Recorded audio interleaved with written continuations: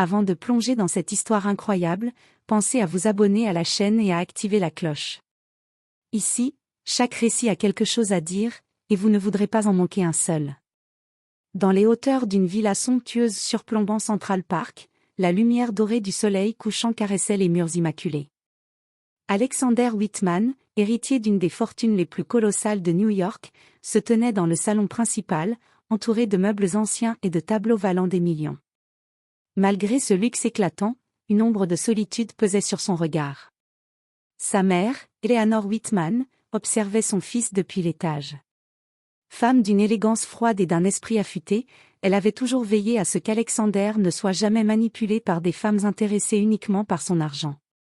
Mais à 30 ans, son fils restait célibataire, et les candidates qu'elle avait examinées lors des dîners et soirées mondaines semblaient trop superficielles ou prétentieuses pour mériter son cœur. C'est alors qu'une idée audacieuse germa dans son esprit, et si elle pouvait observer ses prétendantes sans que celles-ci sachent qui elle était vraiment? Eleanor descendit dans la cuisine, abandonnant robe de haute couture et bijoux scintillants pour une tenue modeste de servante, tablier serré et cheveux attachés en chignon. Dans ce rôle, elle pourrait scruter chaque parole, chaque geste, et révéler les vraies intentions des jeunes femmes qui prétendaient aimer son fils. À partir de ce jour, Eleanor ne serait plus seulement la matriarche omniprésente de la famille Whitman. Elle deviendrait l'œil invisible, l'observatrice silencieuse capable de discerner la sincérité au milieu des faux sourires et des flatteries intéressées. Et dans le luxe scintillant de cette villa, un jeu subtil et décisif allait commencer. Eleanor Whitman descendit les escaliers avec précaution, ses pas légers à peine audibles sur le parquet ciré.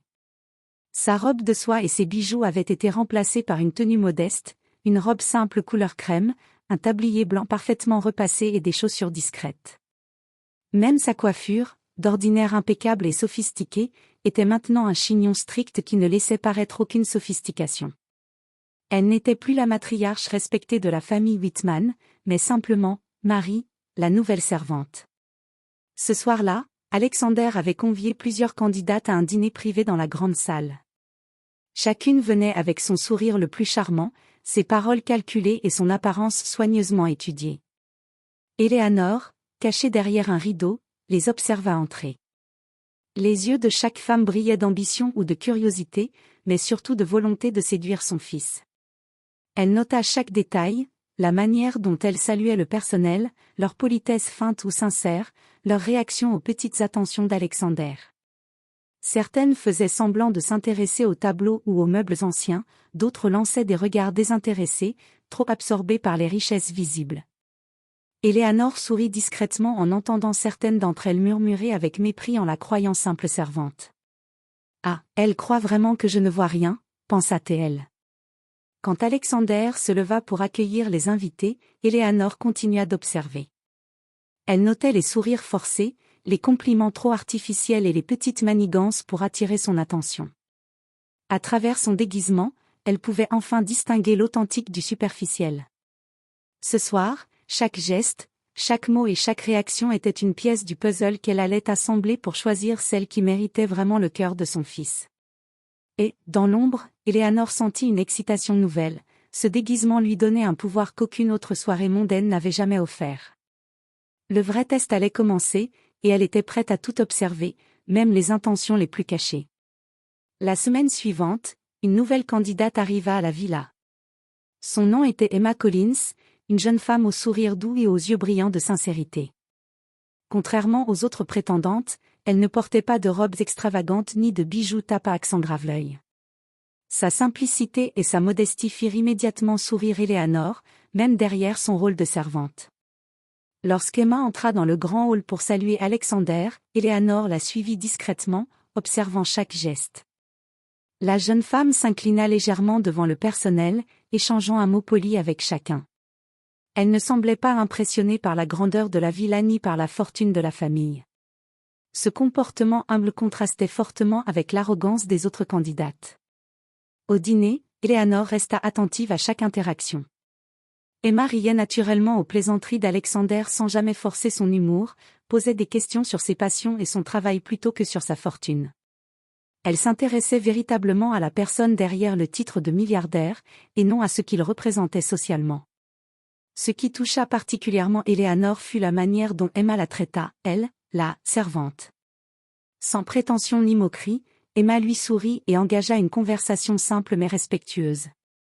Eleanor sentit alors une émotion qu'elle n'avait pas ressentie depuis longtemps, la certitude que la sincérité pouvait exister même dans un monde rempli de superficialité. Dans un coin de la pièce, Eleanor nota mentalement chaque détail, le calme d'Emma face aux remarques sarcastiques des autres candidates, sa patience, sa capacité à écouter et sa gentillesse envers tout le monde.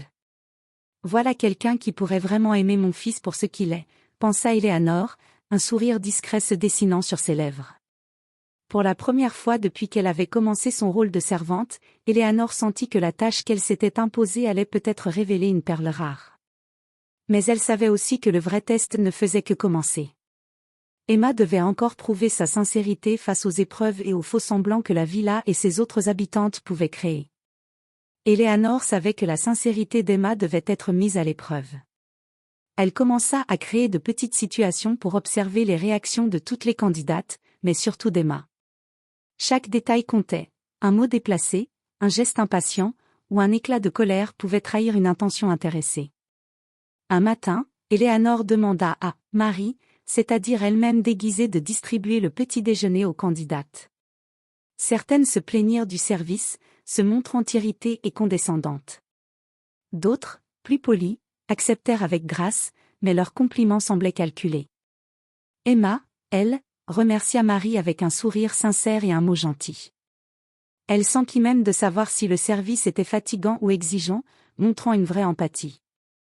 Puis vint une autre épreuve, un petit accident fut simulé dans la villa. Eleanor fit tomber un vase coûteux devant les candidates et observa leur réaction. Plusieurs poussèrent des cris ou critiquèrent le personnel, inquiètes de la réputation ou de la fortune de la maison. Emma, cependant, resta calme et se porta volontaire pour aider à nettoyer le désordre, sans chercher à se valoriser ni à impressionner Alexander. Chaque geste, chaque parole des candidates passait sous le regard attentif d'Eleanor.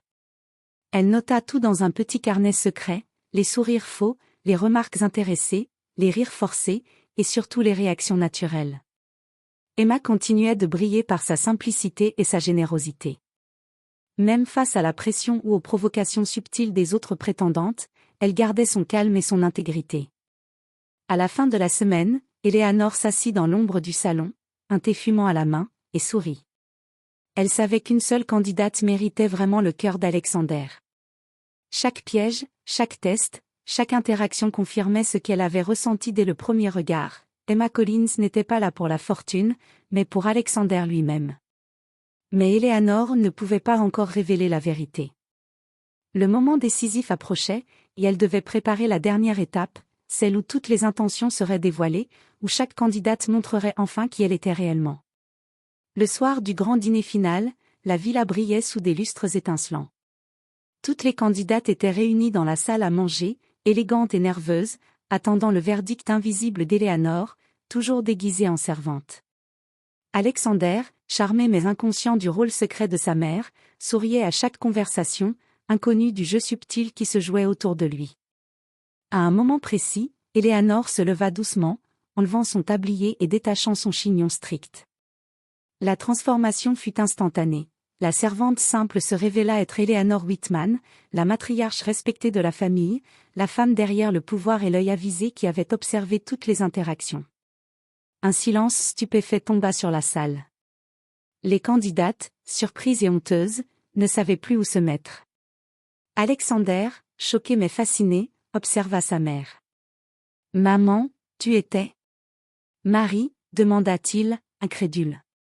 Eleanor hocha la tête avec un sourire malicieux.